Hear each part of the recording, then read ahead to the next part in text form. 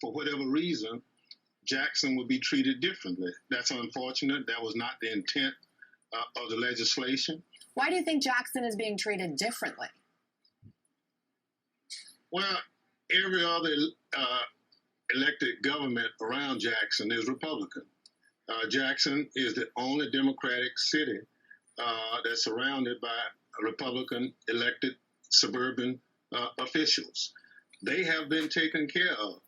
The majority of the money that we've sent from Washington at this point have gone to the suburbs, and the inner city, the capital city, is being left out.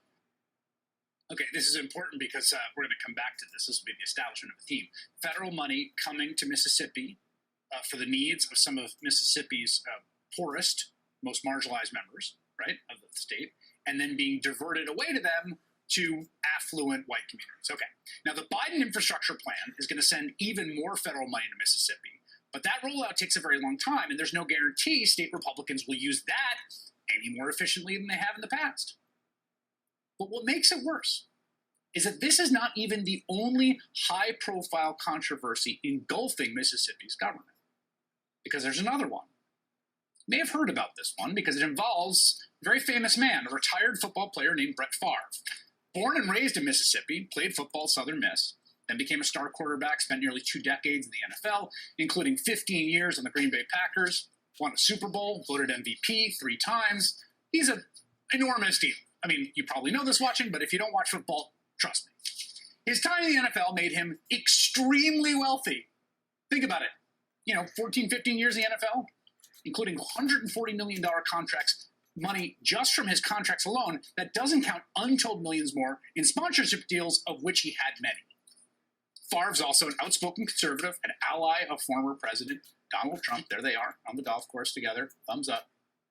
Now, Favre is currently embroiled in a controversy involving the use of federal welfare funds set aside for the state of Mississippi's most vulnerable residents, which were reportedly diverted to Favre and others.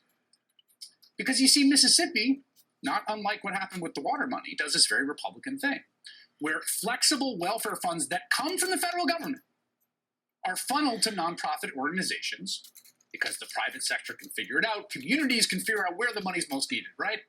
And those private organizations can pay out the money as they see fit with very little oversight.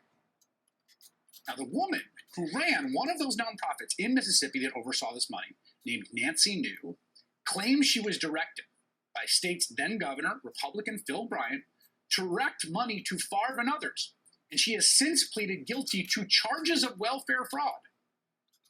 You see, Favre coordinated with that woman, Nancy New. This is the woman who's running this nonprofit that's overseeing vast amounts of supposedly welfare money. He coordinated with Nancy New to get funding for a new volleyball stadium at his alma mater, Southern Miss, where his daughter went to school and played volleyball. Again, this is federal money for welfare for poor Mississippians going to a volleyball facility that Brett Favre's daughter's going to play in. Favre also met with then-Governor Phil Bryant, who then reportedly texted New, quote, "Just left Brett Favre. Can we help him with his project? We should meet soon to see how I can make sure we keep your projects on course." Again, he's talking to the woman who oversees welfare money from the federal government. Now, Phil Bryant denies any involvement in the plan to use welfare funds to construct the, I have to say, very nice volleyball facility. He's not responded to our request to comment on the story, although we'd love to hear from him. The woman who ran the nonprofit, Nancy New, reportedly coughed up $4 million in misused welfare money, and when that was not enough, she then allegedly paid Favre, Brett Favre, millionaire Brett Favre, an additional $1.1 million personally to him, supposedly for radio ads, paid for out of a fund for welfare recipients. Favre has since been asked by the state to repay that money with interest. He repaid the money, but not the interest. Now, we should note, Brett Favre has not been charged with the crime, though our own reporting indicates the FBI is looking into the case. His lawyer insists he was, quote, totally honorable in everything. Favre had no idea that the money was coming from a program for, again, needy families in Mississippi, the poorest state in the Union. But one text exchange does appear to highlight that Favre may have had some concerns about what was going on. Here it is, texting quote.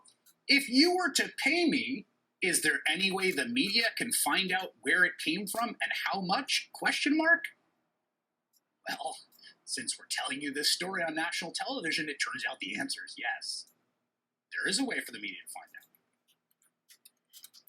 I mean, even by the standards of a state that I think is very poorly governed by the ruling Republican Party, this is an almost cartoonish scandal. We're not so devastating.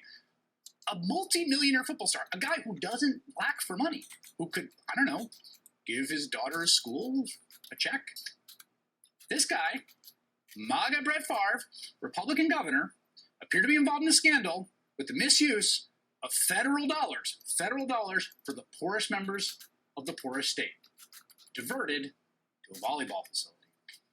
Even as then Governor Phil Bryant, of course, preached the gospel of so-called fiscal responsibility when he was in office. I wanted to give Mississippians that had not gained success, had not lived the American dream, I wanted to give them hope that they could do that, to break that generational cycle of poverty and the dependency that government actually led them into. And so we had families that had, for 3 generations, never seen a father or mother come home from work. And so we said, we're going to give you hope. We said, if you're going to receive benefits from our government,